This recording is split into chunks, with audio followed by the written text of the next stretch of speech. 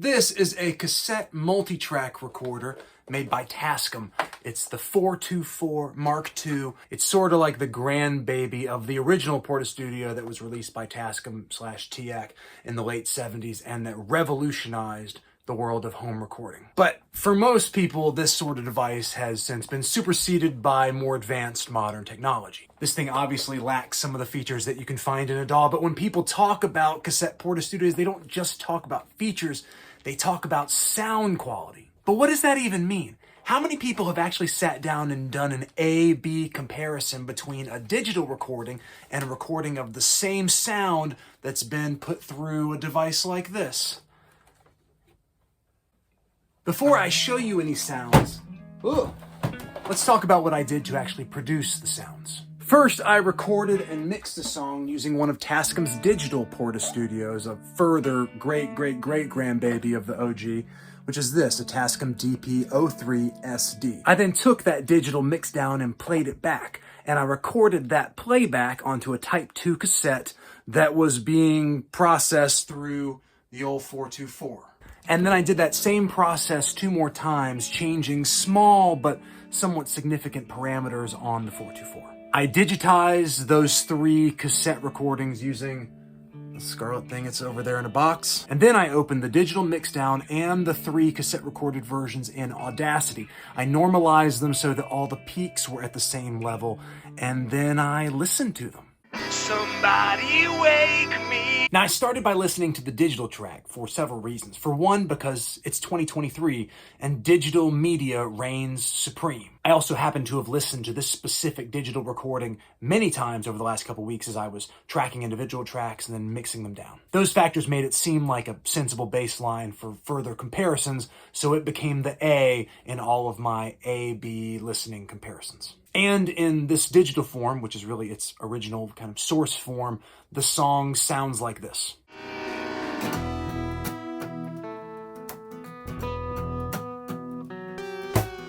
Somebody wake me, 'cause I'm too deep. Now, what about the cassette versions? Now, before I actually show those to you and talk about them specifically, I want to tell you a little bit more about the process I use for actually recording that digital sound to cassette using the Portastudio. A Portastudio doesn't have all the features of a DAW, but it does give you the ability to manipulate sounds in a variety of ways. Between each of the iterations of this cassette recording, I tried to do as little of that sonic manipulation as possible. That left me with only 2 parameters that I could adjust in this process. The first was the input level, which I controlled using the sliders, the volume sliders on tracks 1 and 2, and then whether I decided to activate the noise reduction technology that's built into this Portastudio.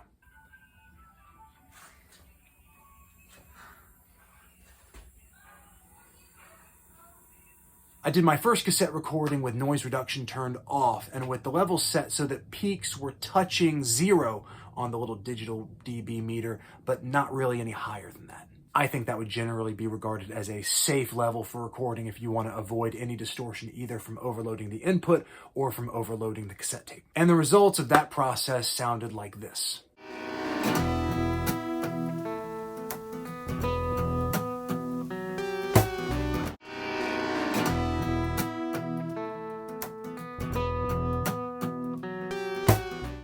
Somebody wake me, 'cause I'm too deep.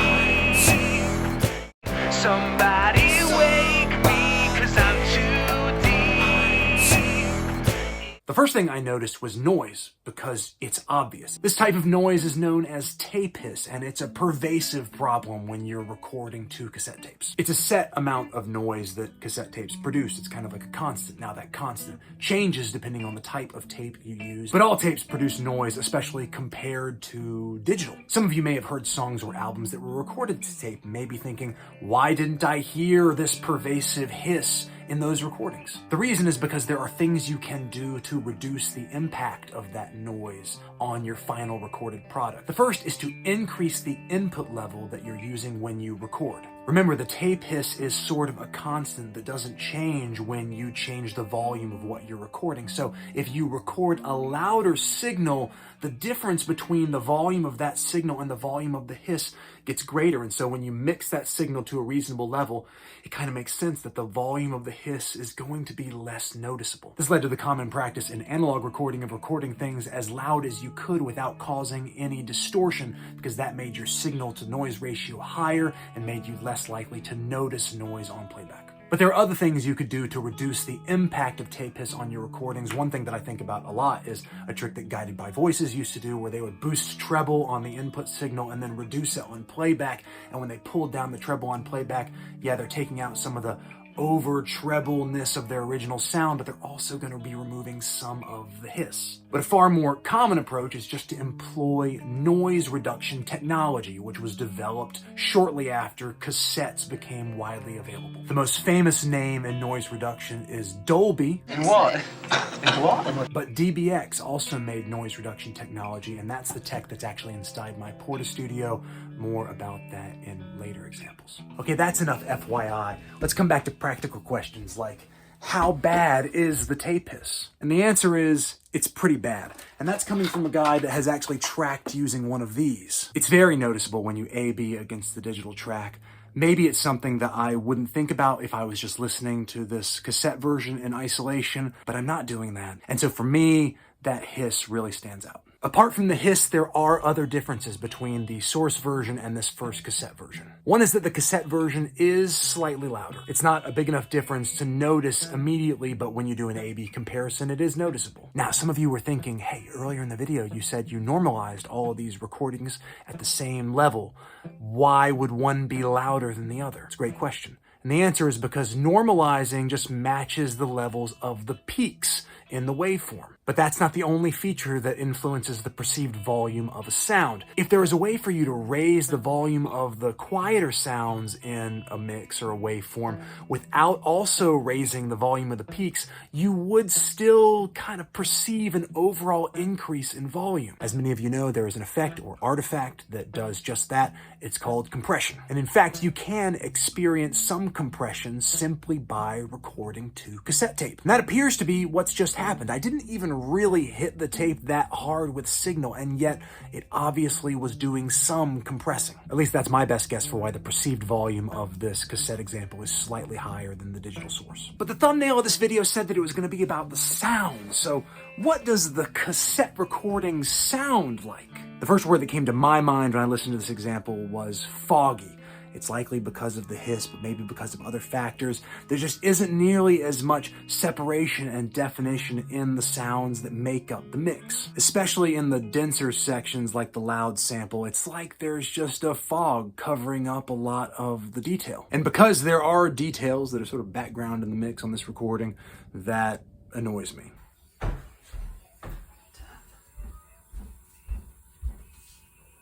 For round 2, I kept the noise reduction off, but I increased the level so that the peaks were reaching about +6 on the dB meter, which is as high as the meter goes. And the results sounded like this.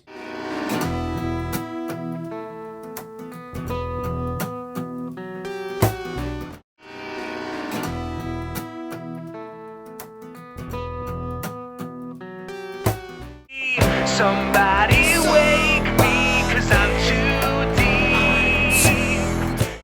Somebody wake me, 'cause I'm too deep. In this case, the first thing I noticed is that the cassette version was noticeably louder than the digital version. That makes sense because as you increase the input level of what you're recording, it's going to result in more compression from the tape. So the difference between peak and quiet volumes is getting smaller and smaller. Perceived volume is going up. Another effect of that perceived volume increase is that the signal to noise ratio is much better and the noise, the tape hiss, is much less noticeable. It's still there if you go looking for it, but if you don't go looking for it, it's not nearly as noticeable. It sounds more like a professional quality cassette recording, which for some people will be an oxymoron. And probably as a result of those two factors, the sound quality in general is much better. There's a lot more separation between the instruments. Each of the sounds is quite a bit more clear. The whole thing sounds a lot more alive, and it kind of has this thing that I find cassette does sort of impart, probably because of the compression that it applies naturally. It doesn't feel like a mixdown anymore. It feels more like a master track, like all of the sounds sort of fit together in a way that they don't seem to fit together in the source digital version. But the flip side of that coin is that there is still less detail and less separation for the individual sounds than in the digital version. And that really became a problem as I tried to listen in the dense sections for some of the background sounds that I recorded, especially background vocals. I did a video about this, but I spent a lot of time on background vocals, and I'm happy with what I recorded. And even though it's kind of low in the mix, it's something that I still wanted to hear. And it's a lot more difficult to hear in this cassette version than it is in the digital source. Whatever the cause, I missed those details, but overall, I thought the cassette track sounded pretty good. And now, on to version 3.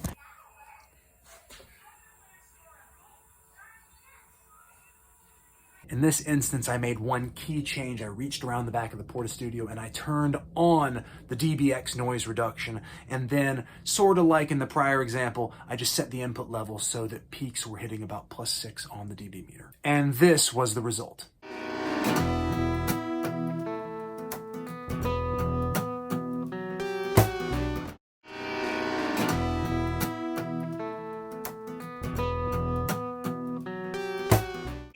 Somebody wake me, 'cause I'm too deep. Somebody wake me, 'cause I'm too deep. Of all the cassette examples, this one surprised me the most because it sounded so different from test number 2 and in fact so similar to the digital source. Obviously, this is the result of me activating the DBX noise reduction, but it feels like it did more than just remove hiss, though it did a very good job of that. What else is it doing to transform this sound? Fortunately, the manual for the 424 has a description of DBX noise reduction and what it does, and here's what it says. The DBX employs wideband compression and expansion. It apparently compresses at a 2:1 ratio and then expands at a 1:2 ratio. That might seem like these two things cancel out, but the manual says that this actually results in an increase in the dynamic range that can be recorded on tapes using this device. And there were two more things that it said in the manual that stood out to me. The first is that it mentions that the compression and expansion factors are linear in decibels, which was interesting because decibels are usually measured on a logarithmic scale, not a linear scale. I have no idea whether that's significant. If you're smarter than me, please tell me in the comments, but it's just something I noticed. And second, it says that to achieve a large reduction in audible tape hiss without danger of overload or high-frequency self-erasure on the tape, frequency, pre-emphasis, and de-emphasis are added to the signal and RMS level sensors, whatever that means. I guess the point is, in pursuit of quiet, the DBX noise reduction actually does a lot of different things to your sound. But most people aren't looking for those myriad changes, they just want less hiss. And DBX definitely delivers. Even doing an A-B comparison to a digital recording, I basically didn't notice any tape hiss after I activated the noise reduction. But what other effects did DBX have on the sound? We talked earlier about compression and perceived volume, and that was also a factor here because the DBX version didn't seem that much louder than the source digital version, which is kind of confusing, right? Because I set the input levels exactly the same way that I did on test number 2, which seemed quite a bit louder than the digital version. I don't really know what's happening, but I have to assume that this is also a result of the DBX noise reduction. And the manual says that the DBX compresses and then expands. And I understand the compression stage. I don't really understand the expansion stage. Because once you've compressed the sound and like chopped off some of the peaks, it's not like you can just bring them back. And then remember the manual talks about frequency, pre-emphasis, and de-emphasis? Frequency emphasis. That sounds to me a lot like EQ. I mean, that's what you're doing when you like turn the treble knob on one of these devices. You're emphasizing or de-emphasizing treble. So maybe it's a result of the expansion process or of the EQ that's happening somewhere. Whatever the cause, it's obviously had an effect because the resulting sound is much closer to the digital source in its volume level and in other features. In fact, just from like casual, distracted listening, it sounds a lot like the digital source. The overall sound is clearer and more open than in the two other cassette examples. There's obviously no tape hiss, and I sort of didn't notice earlier that there was any distortion, but I got the sense in this example that the sound was just overall cleaner than it was in like test number 2. So if the digital source version is like the gold standard against which all of these examples are measured, then this one obviously performs the best. It is very, very close, but it's not a dead-on match. There's still something happening, but I'm having a very hard time explaining what it is. All I can say is that when I'm listening in headphones, the bass, the lower frequencies of the mix sound different. They sound a little bit louder, but also somehow wider. And I also got the sense that like some of the mids had like kind of disappeared. Almost like those bass frequencies were like a bedspread that had been pulled up and over them. That's obviously very scientific, and it's probably the result, again, of the DBX. But it's such a small difference, why do I really care? I mean, the track sounds great. Why am I so fixated on comparing it to what I hear in the digital source? Imagine for a minute that you mix a song using a set of headphones to listen to the mix, to create the mix. And then you take those headphones off and you listen to that mix through some speakers. Sometimes that mix will sound exactly the way you expect, but oftentimes it doesn't. You'll notice little differences like, oh, that's a little quieter than I expected, or where did the reverb go? You notice those differences because you formed a clear and surprisingly significant set of expectations about how the mix was going to sound when you performed it and were listening to it through the original source. Now, I think the same thing is happening when I compare these cassette recordings to my original digital mixdown. I spent weeks working on this track in my digital Portastudio, and every time I recorded a sound and played it back, or performed a bounce, or performed a final mixdown, I was listening to the sounds and the relationship between those sounds in this digital medium. I set their relative volumes, their panning, their EQ, everything based on how they sounded in that world and that paradigm. So it became the master version, the source against which I naturally compare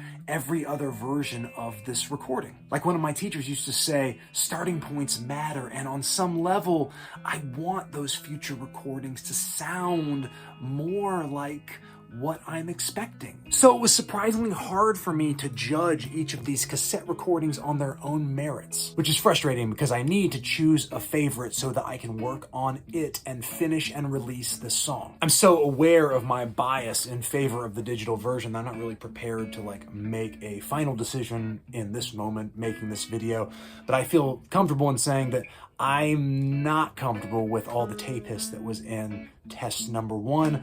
But I think either test 2 or 3 could probably work. And in fact, if I just like discovered those on a hard drive somewhere, like I think I would like the way they sounded. And what's more, now that they live in the cassette domain, there are things I can do to those sounds using the 424 that I really can't do using my digital Portastudio. And maybe after I apply some EQ, Somebody wake me, 'cause I'm too deep in orphan promises and loaded screens. Somebody wake me, or mess with the tape speed, millennial dreams, wishing on a star in the cloudy sky, waiting for a train with no room inside. or patch in some outboard effects, I took a picture of the tree doesn't in the frame. I'll create a new sound that I actually prefer to the digital source. But for now, to paraphrase ELO, I can't get it out of my head, and that's making it very difficult for me to make choices. And I don't think I'm the only person with that problem. In fact, I think that when most people express a preference for analog or digital recordings, this is kind of what they're saying. I'm used to the sound of one or the other of those approaches, and it makes me feel good, comfortable, happy when I hear sounds that conform to those expectations. Obviously, my little tape experiments changed the sound. What you think of those experiments and their results will largely depend on your expectations, preferences, all the music you've listened to in your lifetime. So tell me in the comments which of those 4 examples was your favorite, and let me know what your favorite song was when you were, I don't know, 8 years old. And maybe we can speculate about what effect that may have had on your current sonic preferences. And that's all I have. This has been a long one. Thank you so much for watching it. I really appreciate your time. I hope you're doing well, and I will see you around.